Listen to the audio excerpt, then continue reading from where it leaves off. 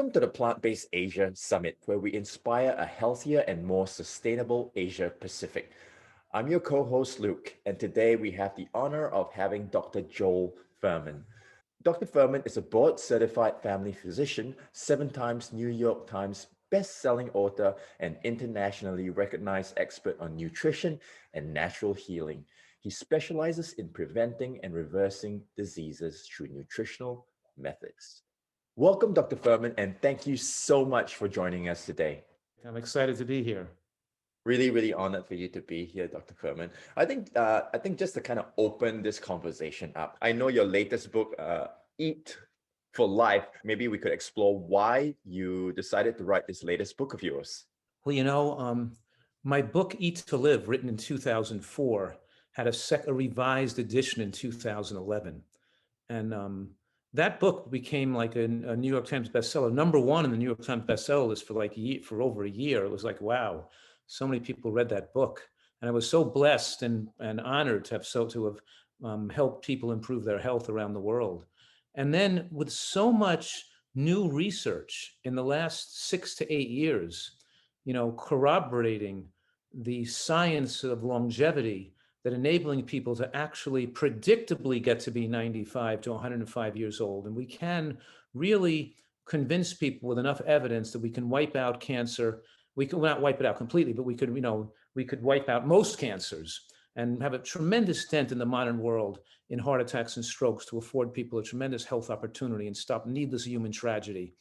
And I felt that with that evidence and my personal studies that we've published showing these incredible effect at reversing disease, reversing blood pressure, reversing diabetes, reversing heart disease, even lots of cancer patients who have survived now 15 or 20 years, who have changed their diet and would probably have been dead by now. So we have so much extra evidence from my studies, but also from the scientific evidence. These large epidemiologic studies look at hard endpoints of death, giving convincing data. And I just felt that I wanted to have a final book which made the nutritional science very clear, to dispel this idea that there's a lot of good diets out there, and one diet's good for one person and one diet's better for another person, and all this controversy. And I wanted to show the book in the information that there is not a controversy. There's not one diet good for one person, another diet good for another person, that the same dietary portfolio that maximizes longevity, it goes across the board in all these studies. And these ideas that some people are good with like a meat-based diet, and some people good with a fruit-based diet, and some people good with, the idea, the data does not support that. The data supports unquestionably, and I'm saying convincingly, where it's really that a diet that's rich in plant material with a wide diversity of different plants affords us the widest spectrum of nutritional exposure, which then creates the widest spectrum of microbacterial diversity, or could say the bacterial diversity in our gut gives us the most favorable anti-inflammatory microbiome. And that has the effect where we can see lengthening of the telomeres, stem cell maintenance, and not only slowing of the aging process, but actually reversal of the aging process in people who have prematurely aged. Like, for example, when people come to my retreat here in San Diego and they stay for 2 or 3 months, they might get a telomere test or an epigenetic test, which gives them a biological age. The person might be chronologically 50 years old, but their blood test and their swab of their telomeres show they really have the body of a 60-year-old, even though they're only 50. And then 3 months later, after eating so healthfully, they repeat those tests, and it shows they now have the body of a 45-year-old or a 40-year-old. What I'm saying is that also we're seeing that more and more studies showing most of these diseases that result from nutritional ignorance and bad health habits and dietary habits can be reversed through excellent nutrition. So I felt that with all the growing evidence and the fact that there's so much still controversy out there in the real world, yet the scientific literature is not controversial. It's pretty straightforward and overwhelmingly conclusive. I had to just put a book out and summarize, and all these chapters, all the all the recent science showing that we can slow aging, we can live to be, we can give us a high probability of living to 100 years old without dementia and without serious illness, and we can reverse diseases too. And I used all my 30 years of evidence with so many clients, patients, guests, and followers who reversed their multiple sclerosis, their lupus, their asthma, their cancers, their diabetes, and showing all these cases of people who recovered their health, and showing that to give people hope that they can get well again and don't have to just take drugs for the rest of their life. So I just felt I had to give them a conclusive final book, and then maybe never even write another big book again. That's amazing. I mean, you said a lot there, Dr. Furman, from longevity to telomeres to health, disease reversal, and really to a one-size-fits-all approach to reversing most of the chronic diseases that plague us today. Before we actually get into all the amazing points that you just brought up in terms of longevity, cancer reversal, maybe we could just kind of focus on maybe food and how food actually affects mental health. Absolutely. And I just want to clarify something. I didn't want to give the impression that it's the same exact dietary portfolio is right for every person, because obviously there are tweaks that need to be made for some conditions, some individuals, some people who are aging have poor digestion, don't assimilate protein well, some people are deficient, don't absorb certain nutrients well. There are some tweaks and modifications we make to accommodate individual differences, but those still are minor, where the main dietary portfolio stays the same and you make some moderate tweaks to account for individual differences. But my point was the idea that some people do better on a carnivore diet or a keto diet or a paleo diet, we're eating a lot of meat, is just not true. Those people in the studies are shown to have early life deaths. That eating your diet largely and predominantly of nutritionally rich plants is going to extend human lifespan in almost every person. There's no one person who's going to do better on an all meat diet or a keto diet. Those people inevitably in these long-term studies have shorter lifespans and premature mortality. On the other hand, there may be some people who need some minor adjustments, maybe need more protein, more iron, more DHA, more B12, there's some adjustments you have to make. So with certain individuals, it's not quite a one size fits all, but in any case, back to your question about mental health and the striking information in the medical literature that prompted me to write my book, Fast Food Genocide, was how much food affects our brain, not just our body. Because I think people recognize that, we get overweight, we get diabetic, that we eat ourselves into heart disease, and even we eat ourselves into cancer and dementia. I think they're starting to recognize that these are environmental and dietary related diseases. But the idea that depression, anxiety, and other mental illnesses have to do with what we eat or our environment hasn't been adequately discussed and considered. And let me give you an example, two examples. Number one, if we plot candy consumption in childhood against later life achievement, we find that the best correlation between being arrested for criminal drug use or violent crime correlates best with being in the highest quintile of candy consumption as a child. What I'm saying right now is having more sweets and candy as a child is a stronger risk factor for criminal behavior and violent crime than is social isolation, poverty, living in an orphanage, or having abusive parents. The most overwhelmingly strong influence is what we eat, creating anger, violence, aggression, and reduction of intelligence and ability in life. And all these things are tremendously affected by what we eat, number one. And number two, commercial baked goods and fast foods are linked to depression in the scientific studies in a dose-dependent manner. So much so that even 2 servings of commercial baked goods like bagels and pizza and croissants and Italian bread and white bread. I always say the whiter the bread, the sooner you're dead. All these white flour products. White flour has the same biology as eating sugar. It's just like shoving sugar down your throat because it turns into sugar as it's absorbed into the bloodstream. So the point I'm making here, there's a link between these fried foods, these fast food, these barbecued foods, and sweets and commercial baked goods with depression. And even 2 or 3 servings a week double the lifetime risk of developing major depression. And which speaks to all the millions of people that eat 10 servings or 15 servings a week that are almost universally dysthymic because these foods are designed to create food addiction. And the people can't stop overeating calories now. And they become a calorie consuming monster. They become overweight. They can't control their own behavior, even though they're sick. And they are no longer excited about life and passionate about what they do.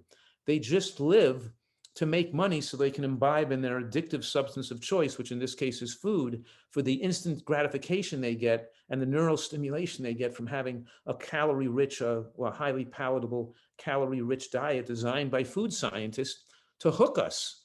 And to, so we're saying that these fast foods and commercial baked goods are highly addictive substances leading to the most common addiction in the modern world, which is food addiction.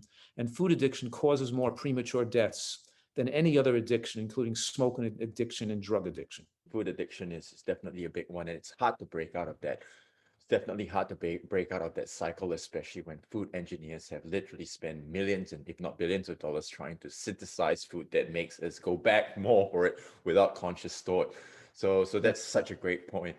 So in saying that, though, I think where mental stress and depression is concerned, I think the other aspect on the forefront would be the immune system. We talk about immunity with COVID-19 and things like that. So why isn't there, from your point of view, why isn't the narrative pushing boosting the immune system versus anything else, any other solutions that are presented right now?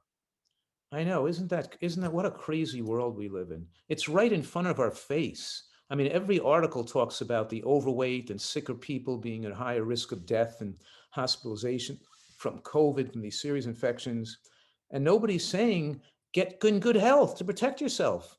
Lose weight, get healthy, get fit, eat vegetables, stop eating, fast. Nobody's talking about nutrition as a means of protecting the modern world. And the fact that all these people have been ravaged by COVID and even killed by it speaks to how many people eat poorly and how many people don't take good care of their health. And I'm dividing food into three categories, right? I'm saying there's processed foods like oils and sugar in pasta and bread and bagels and croissants and donuts and cookies and crackers and rice cakes and breakfast bars and breakfast cereals, and there's all these processed foods in bags and boxes, and that's 60% of the American diet. And then we have 30% is animal products. And we know in a lot of Asian countries, there's a lot of rice and sweets still being eaten and stuff. And the white rice is highly glycemic, empty calorie food. And we're not learning from these mistakes that are linked to diabetes and even at a lower body weight. But in any case, that's 1/3 of the diet is white bread, white rice, oils, greasy food, fried food, chips. And then 1/3 is animal products. That means only 10% of the diet in most of the modern world is coming from unrefined plant foods. 10%, which means, and most of that is unrefined grains and potatoes, and it's not greens and other vegetables. The vegetable consumption as a percent of the whole pie is only 2%. We're a green vegetable dependent animal. Without a high intake of green and other colorful vegetables, I always joke around and say, if you don't like greens, you better live close to a hospital because you're going to need one pretty soon. Our body requires these green vegetable content nutrients that are derived nutrient from green vegetables. We require that for normalcy. We can't have a normal immune function without an adequate intake of green vegetables.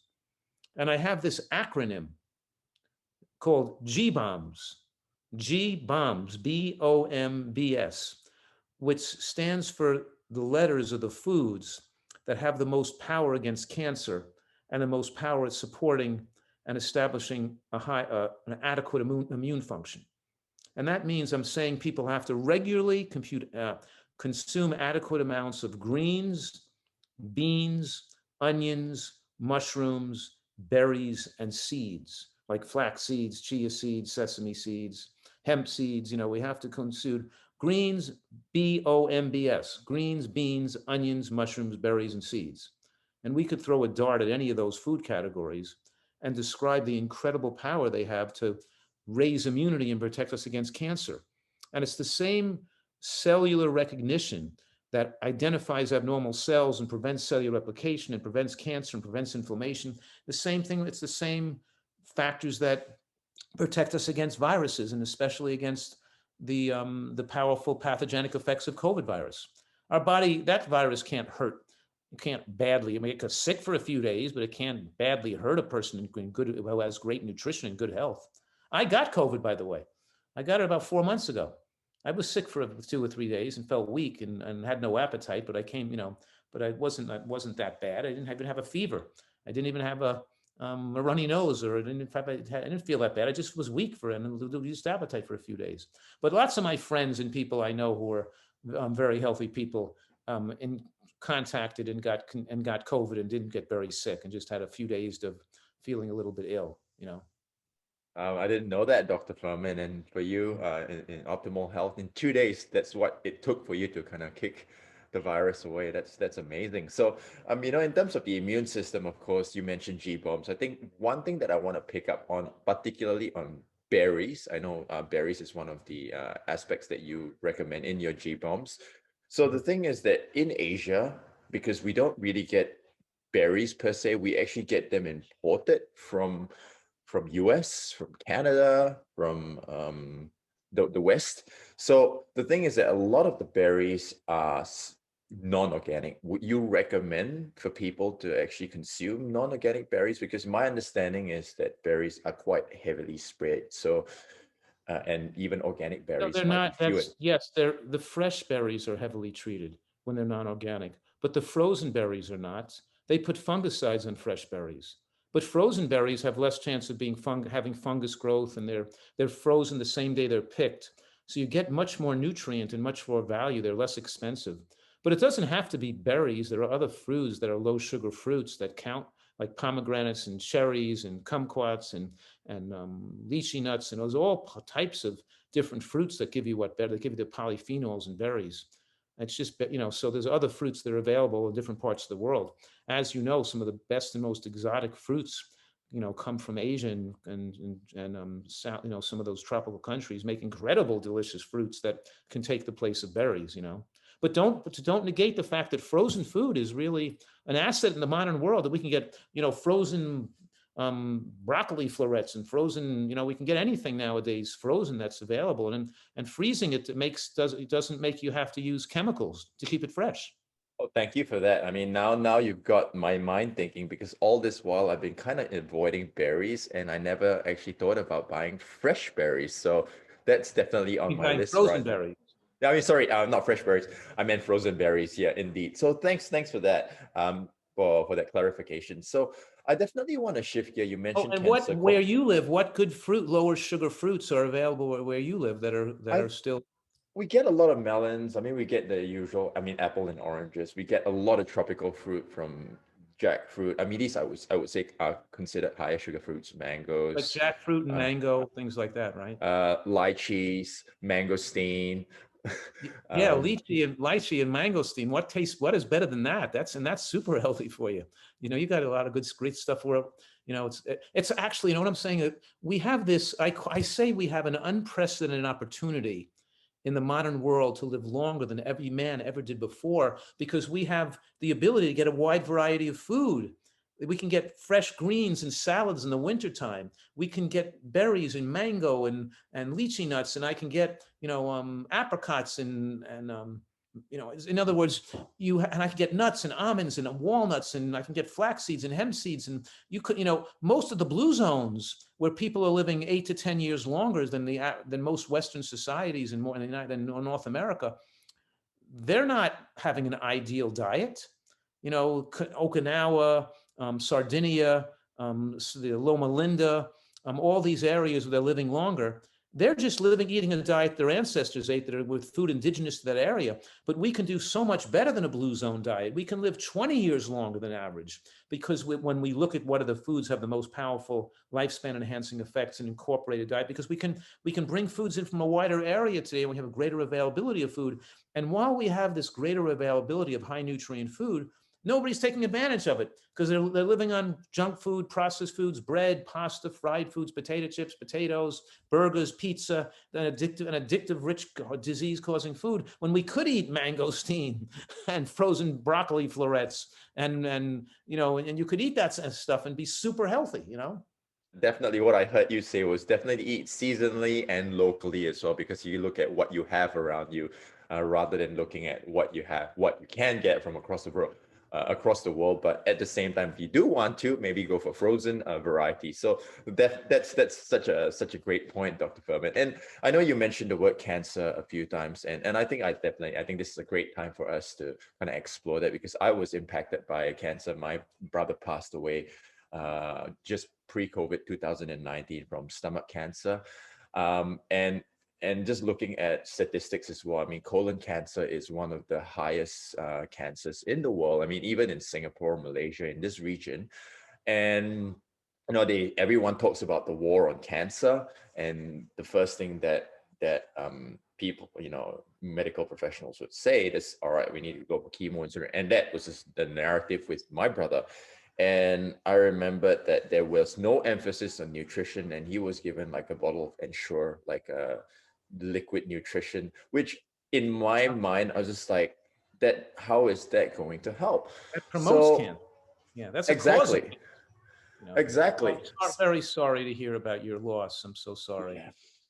Yeah. Yeah, it was definitely tough, but it's he's in a much better place now, and it's frustrating as well, because at that point when we were at the doctor, he was saying, all right, just get him some Ensure, and that goes against everything that I know over the past decade or so in this lifestyle and doing the work that I do. So maybe you can explore, maybe you can expand on what is this war on cancer? Maybe you have a different approach for maybe someone who is impacted by cancer.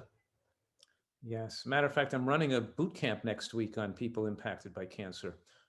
Where people come into my Zoom conference. I do these, 1 week Zoom lectures to help for people. But in any case, um, yeah, when I say we can win the war on cancer, I'm saying that the evidence is overwhelming from the scientific literature that not only that two things. One is that the same dietary portfolio and the same foods that have been shown to prevent cancer can extend lifespan, prevent recurrence, and help people who have cancer. And the same foods proven to help people that have cancer are effective at preventing cancer for people who don't have cancer. And so I'm saying we have a tremendous power, and these foods and substances work synergistically. Let me give you a couple of examples, okay? One study followed women who had breast cancer for 10 years, and they found that those who had more than a third of a milligram of lignin from seeds in their diet, like flax seeds, a third of 1 milligram, that a 71% decreased risk of death over that 10-year period they were followed. And that was people who already had cancer. You would think that flaxseed lignin would have a protective effect, a higher protective effect, if you started eating it before you had a diagnosis of cancer. But a teaspoon of ground flaxseed has 7 milligrams of lignin in it, and these people had less than one, and only less than a half of a milligram. They had the wrong amount, and it still had a protective effect. All right, then put that aside for a minute, because that's on seeds, and let's look at studies. There's an Asian study on women who eat mushrooms regularly, daily. And women who ate mushrooms daily, they followed them for 20 years to see what the risk of breast cancer was, and they found a 64% low risk of developing breast cancer on people who ate more than an average of 10 grams of mushrooms a day. That's the size of your thumb. And then if they had green tea, green leaves and green tea and mushrooms, compared to people who didn't eat greens and mushrooms, their risk of cancer was 89% lower than the average person not eating mushrooms. We can go on with more studies on onions and more studies on the green vegetables, like the GSTP1 gene, the BRCA1 gene that predisposes people for breast cancer. We're finding that with exposure to green vegetables, the green cruciferous vegetables, those genes are suppressed. They don't have a chance, and you have the reduction of cancer maybe more than 50%. Even in the nurses' health study and the women's health study here in the United States, and the WHEAL study showed fruits and vegetables protected against cancer.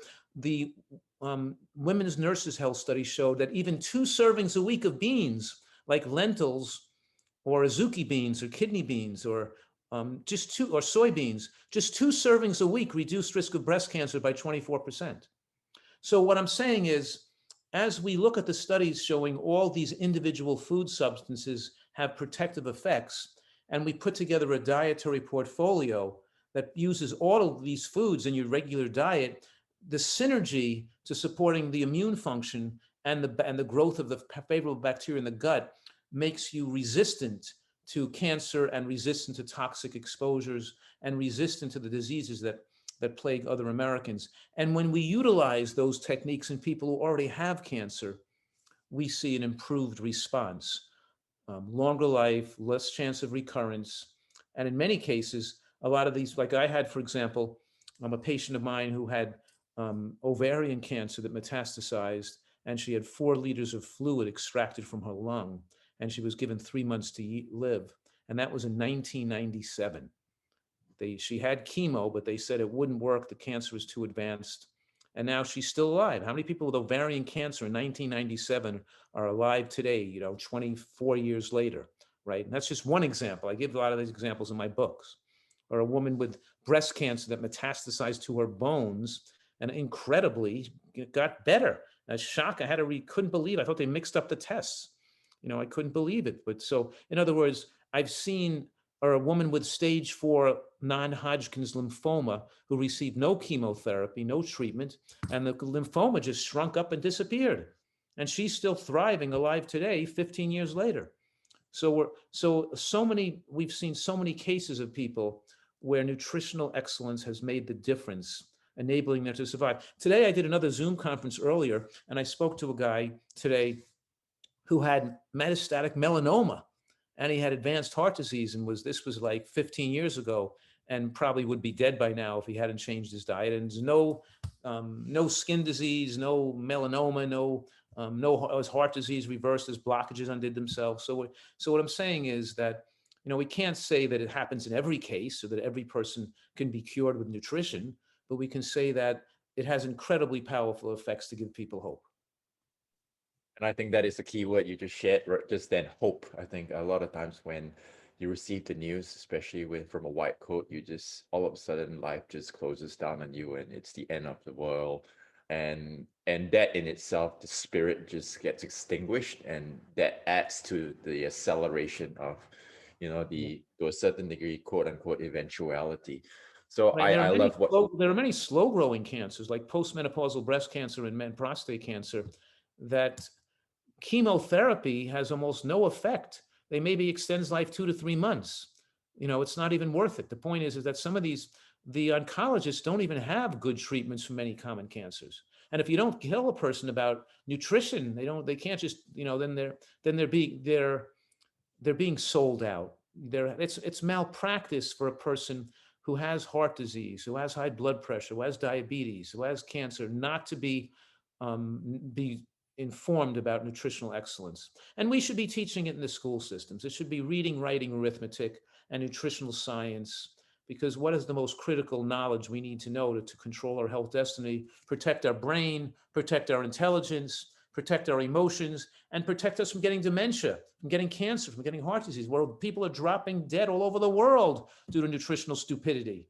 And we're not, and nobody's bringing this up. Is afraid to bring this up. People are afraid to be fat shamed or told what to do or what to eat, but ignoring this isn't the answer. I agree, and it takes people like you and a lot of the plant-based doctors that are advocating nutritional protocols and measures to kind of change the narrative, which I think is so important. So, I mean, we initially started this conversation with cancer about Ensure and how it promotes cancer. So maybe you can just unpack maybe how processed foods and animal protein actually could accelerate cancer growth. Yes, well, we can talk about the hormonal effects of processed foods and animal products. And the two most common things we discuss are the glycemic load of processed carbohydrates, of white flour, sugar, maple syrup, honey, the sweets, these highly sweetened substances that rush sugar into the bloodstream, raise insulin. And insulin, of course, is a growth promoting hormone that promotes cellular replication and promotes angiogenesis, and of course promotes growth of the fat cells. But the other thing is, the other side of the sandwich is animal protein, which is another growth promoting with a food that promotes growth hormone, and IGF-1 in particular. IGF-1 is insulin-like growth factor 1. It's shaped like the insulin molecule. And sugar raises IGF-1, but not as much as sugar raises IGF-1, but not as much as animal protein does. And animal protein raises insulin, but not as much as sugar does. But if you have both those in your diet, when you have the sweets and the meat, the white flour and the white bread and the meat of the pizza and the cheese on the pizza, and we have a insulin, IGF-1 or both become elevated, which puts you at high risk of cells replicating and becoming cancerous. So we're saying that more than 17 studies document the level of IGF-1 correlates with the risk of common cancers like breast and prostate and colon cancer. More animal protein, more IGF-1, more cancer.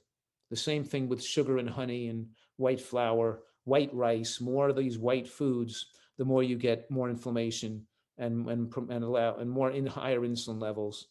And then fat on the body, being overweight, then magnifies the risk because fat makes you more insulin resistant, and fat cells sequester nutrients away from the other cells in the body, and fat cells sequester toxins and become a garbage dump, and they spew out lipokines and cytokines and reactive oxygen species, and creating an inflammatory state in the body.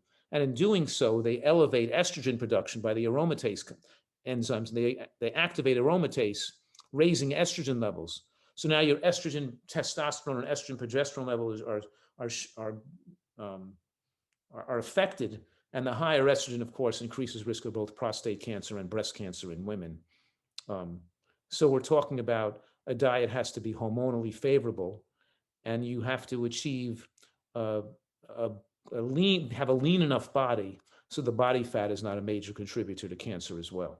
You mentioned IGF-1, and my understanding of IGF-1 as well is it also accelerates aging. I think this is a great time to move into longevity and healthy aging.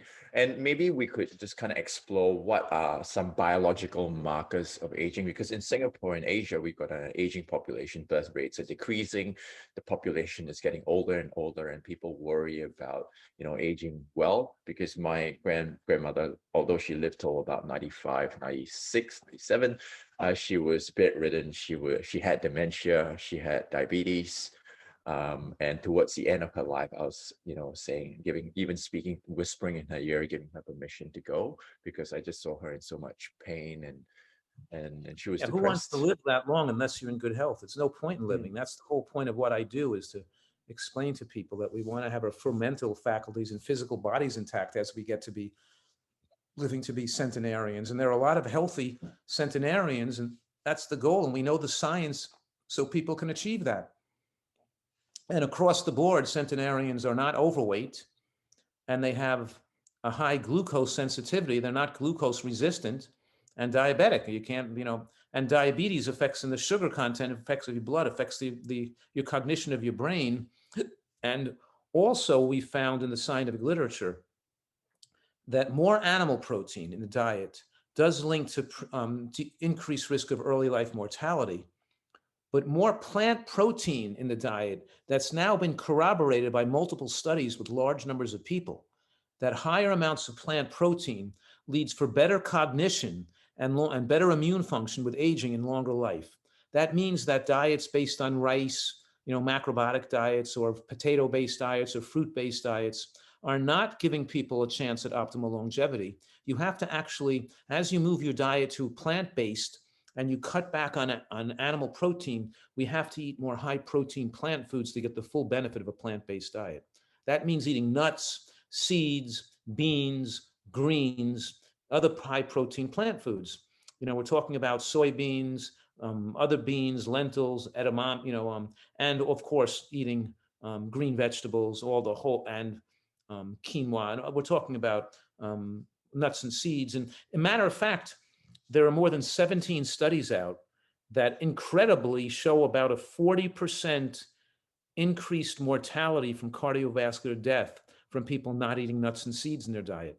When your fat becomes oil, walnut oil instead of walnuts, or olive oil instead of an olive, or sesame oil instead of sesame seeds, when you start to process seeds and grains and take the oil out of them, you have a tremendous inhibitor of lifespan. And when you eat the whole food, it gives a tremendous amount of protection.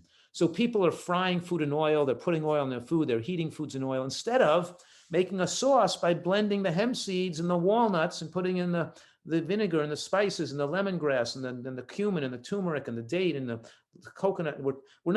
I'm making delicious sauces that are made from whole foods as opposed to just putting oil on your food. And I'm saying that besides the animal products and the processed carbohydrates causing cancer death, all this heated oil becomes carcinogenic, makes people overweight, and promotes reactive oxygen species. And since overweightness is such a strong factor for cancer, and oil is an appetite stimulant and is one of the factors that makes food addicting, is they fry foods in oil, they add oil to the food, and it's one of the major factors in the modern world increasing risk of cancer. Whereas nuts and seeds have the opposite effect, and people should not be on a super low-fat diet. They should be eating nuts and seeds as their major source of fat with their vegetables and beans and other foods. So while we're on that nuts and seeds, I know many of the plant-based doctors advocate like I would say if we want to look at macros, I don't even like to say macros. It's like a 80% kind of and then 10 to 15% fat. So meaning that the fat content in the whole food plant-based diet is quite low. So what you're advocating is not to really even worry about that kind of split, but really just focus on nuts and seeds. And because I think there is almost in the plant-based side of things, there's almost a phobia of fat. I mean, I'm talking about whole fat. Is that warranted in any way? I think that's right. I think these early plant-based leaders, they thought the advantages of a plant-based diet was because the animal foods had so much fat. So they got afraid of eating plant fats and started saying eating a diet of 10% of calories from fat and cutting the nuts and seeds out would help you get better. And the last decade has shown that information to be wrong and actually increasing premature death. That when you cut your fat down that low, you increase the instability of the heart, increasing your risk of irregular heartbeats and sudden cardiac death. And you have less immune system support. You don't absorb anti-cancer phytochemicals, increasing risk of cancer as well, compared to a diet with with some adequate fat between, let's say, 15 and 25%. So that's correct. I'm saying that over prevalent an old way of thinking has been disproven in so many studies, but so many people refuse to revise their recommendations when new information and better information becomes available. And the other thing is the other risk of a plant-based diet, besides just thinking you should cut out all the fat, is the fact that many people on vegan type diets their omega-3 index and the amount of these omega-3 fatty acids, DHA and EPA, could be too low, and which increases risk of brain shrinkage and dementia with aging. And my career speaks to that because I've been involved with taking care of vegan populations for more than 3 decades and seen a lot of leaders in the vegan movement who used to be my mentors become demented and or get Parkinson's. And I measured their blood tests and they had extremely low levels. And I've seen a huge amount of people who have eaten super healthfully and result in neurologic problems later on in life due to DHA deficiency. So I don't really take those chances anymore with people I advise. I make sure that they have a DHA adequacy and either measure their bloodstream to make sure their levels are above 5, or take a DHA EPA vegan supplement to assure that they have that adequate levels of they're achieving adequate exposure. Yeah, I think EPA, DHA, omega-3s is a big one, and I used to not think about that. I used to just rely on flax, but now I actually do supplement with an algae-based omega-3. An algae-based, and for some people, eating flax seeds and walnuts may give them a good enough level, and that's great if they can do it with nothing. But they shouldn't just assume that. They should check it with a blood test because you don't know. Your blood test could be it could be in the basement, and you don't even know it. So at least check it out. If you don't want to supplement, at least do a blood test to see where you are. Then you can make a decision. Definitely agreed. So I guess I want to go into now food, nutritarian. I know you talk about nutritional excellence a lot and being a nutritarian. And I think that is really kind of like the takeaway piece for many people. Okay, how can I do it? We can reverse cancer, reverse diabetes, but how can I do it? But before they get to that path of wanting to eat better, sometimes people are caught in the loop of processed foods and and want to break that addiction, there's that gate there. And once they break through that gate, they're probably more open and more ready for change. So what is the first step for someone who's kind of caught in that loop? The first step that I insist on is changing your lunch and making sure your lunch is the most important meal of the day. You're out of the house often, you're working, and you need to. So the lunch I'm asking people to eat not a bowl or soup bowl size of salad with green vegetables and onions and mushrooms and sprouts and with a healthy nut-based dressing, but a 9-inch bowl of a heavy bowl of raw vegetables. Raw vegetables have the most powerful and consistent association with a reducing risk of cancer of all types. And I want people to eat with cabbage and lettuces and cucumbers and onions, and I want them to eat a whole bowl of raw vegetables a day. That's my starting place. And then on the weekend, they can make a bowl of vegetable and bean soup. And they can put beans in the soup with onions and mushrooms and other vegetable juices and vegetables. And they can have a bowl of soup and a bigger, larger bowl of salad and a piece of fruit for dessert for lunch. And if they start with that lunch and get the salad and the vegetable and the bean soup into them every day, we have a starting point for them to start to manifest immune system normalcy and get a little bit of get the nutrients the brain needs to function normally. And then they can take the next step. But until they start to get some nutrients in the body, they can't even control their behaviors. They got to get some nutrients in the body first. Definitely starting with lunch and starting with soup and salad, really, to be Right. honest, just getting them in. So Just I a guess good, a maybe we big could. bowl of salad and with a great tasting dressing. And the dressing should be made from some nuts. It could be nuts and it could be tomato sauce with almonds and sunflower seeds and balsamic vinegar and a few raisins. It could be an orange blended with sesame seeds and cashew nuts and blood orange vinegar or apple cider vinegar and a lemon juice. And you can make all these incredibly delicious dressings where the dressings are healthy for the salad and taste good too. I would like to now explore, what are the key principles of nutritional excellence? There's 4 key principles, but the main principle that I want people to write down these 5 words, because this is the most critical factor that judges or that determines how long you live. And that is moderate caloric restriction in the context of micronutrient excellence. You have to need a broad exposure, a broad variety of natural plant substances, and make sure no nutrients are missing in that humans need, whether it's B12, DHA, zinc, all the phytochemicals, antioxidants. We got to make sure we have a huge variety, the full symphony orchestra playing their tune.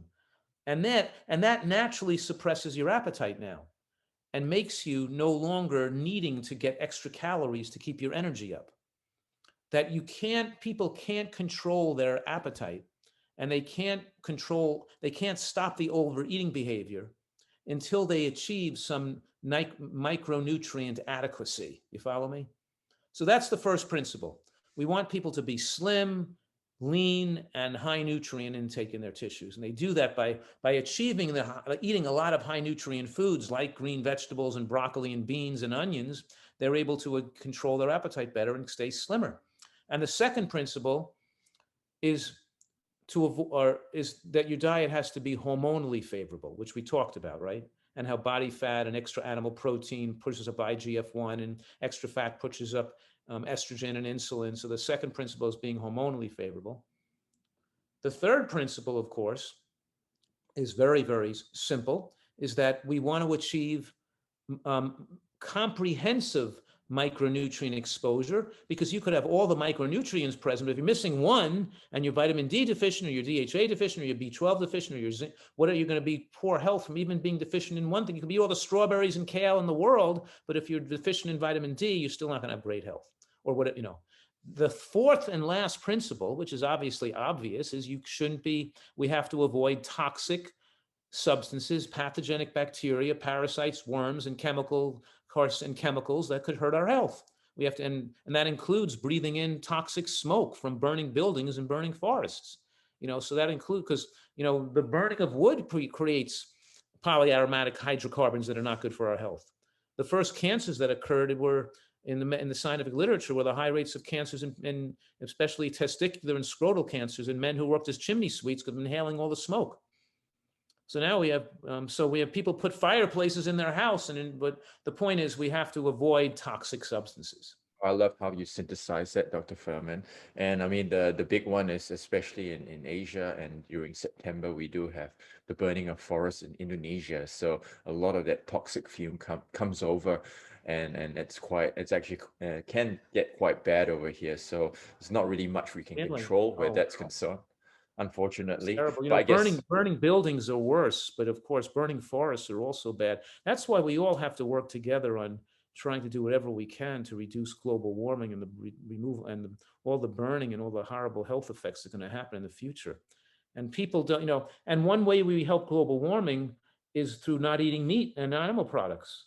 A tremendous effect. We waste a tremendous amount of production of, and nobody's talking about that either.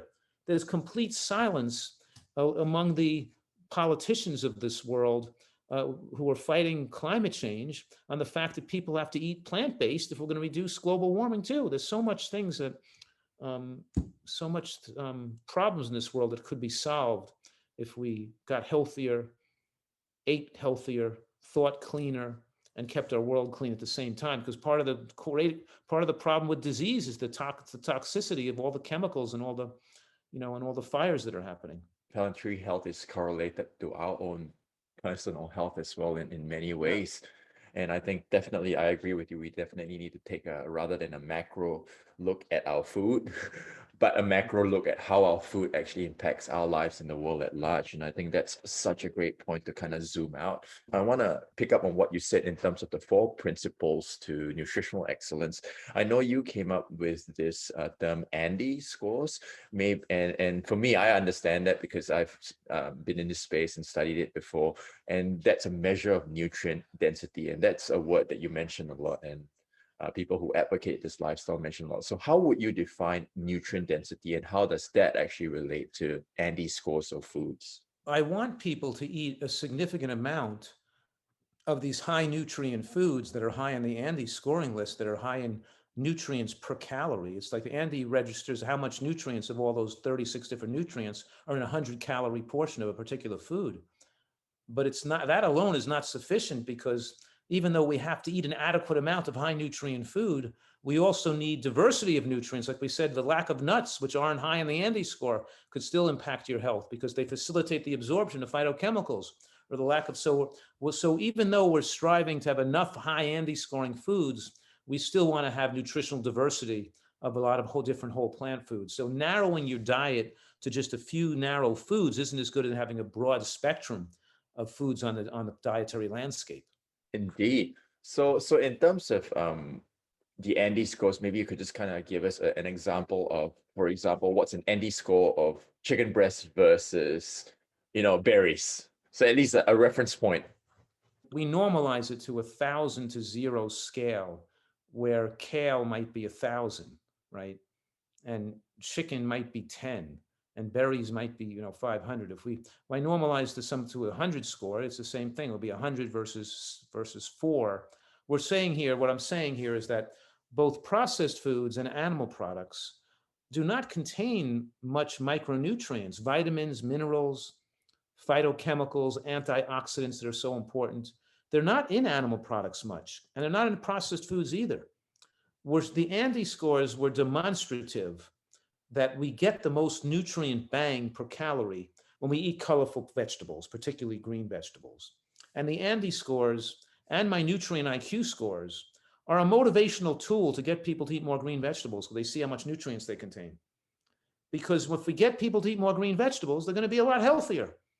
So it's just a motivational tool to encourage people. So children could say, oh, look, I get 50 points if I eat some strawberries. Give me some more strawberries and some more broccoli, Dad. I want to get my points up, and I can get a prize or something.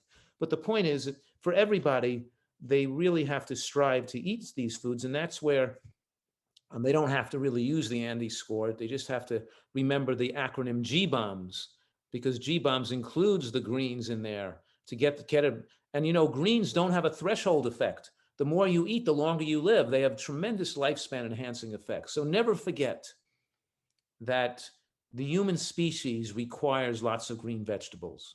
And the more green vegetables you eat, the healthier you're going to be. Quite simply put. So more greens, more health, more life. What about supplementation? We talk about nutrient dense whole plant foods. and ND scores and things like that. So what is your recommendation for people who are wanting to optimize their health in terms of supplementation? I know B12 is one of them, but beyond that, what do you recommend?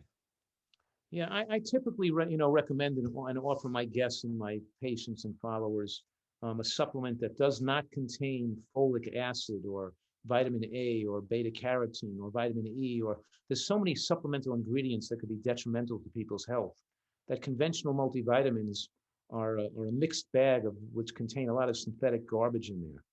But I do recommend most people take, as you say, DHA, B12, vitamin D, which is the sunshine vitamin. We're not out in the sun much, and we don't want to cause skin damage. And then, of course, maybe and K2 and zinc and iodine. Particularly zinc and iodine is good to take too, because unless you're eating seaweed or kelp or seafood, your iodine level could be borderline. The RDI is 150 micrograms. I don't particularly eat much seaweed or kelp in my diet. I know some Asian diets have seaweed in them, so they wouldn't need to take the iodine. You know what I mean? They already could have too much even. But so it depends on what your diet is. But definitely, especially taking zinc as we age has been shown to reduce the risk of infection, pneumonia, and as a cause of death. As your ability to absorb zinc goes down as you age, and a lot of plant foods bind zinc and inhibits absorption. So it's helpful for plant-based eaters to take a little extra zinc, I think. But anyway, so it's just those. So iodine questionable, but for me, I do supply that to most of my people because they're not eating the seafood, not getting an iodine source. They're not using iodinated salt. So it's not just B12, it's also iodine, vitamin D, DHA, zinc, and you could say, and possibly K2 is good to take as well, because we don't get much K2. Awesome, awesome. I think iodine is definitely something that I'm personally thinking about because I interviewed another expert and that was brought up, and I don't have seaweed as I think I do. And I think it's probably something that I should consider. So I think in summary, just and some lasting words of inspiration and wisdom from your decades of experience and decades of work helping people, what words of wisdom would you share to these people watching and listening out there as a message of love, hope, and health? My message is that don't think you're getting more pleasure out of life from eating foods that are hurting your body. That you may think you may like that diet better, and you may want to just live a shorter life and enjoy your life more with what you're eating, but it's not true. Your taste buds get changed and get stronger, and you like what you're used to eating. And as you learn the recipes, you like eating healthfully just as much or more as not eating unhealthfully. It's just dumb and almost insane to gamble your health away on processed foods and fast foods and junk food. Even though you like them now, I'm saying you could like a healthy diet just as much or more, and increase your creativity, your compassion, your lifespan, and not be fearful of disease. So those of you who are sick, you can get well, and those of you who are not sick, don't get yourself sick, because nutritional science has the answer for you. Amazing, Dr. Fuhrman. Thank you very much for being on the summit. Thank you, and thanks for having me here. Best of health to all of you, of course, and much happiness.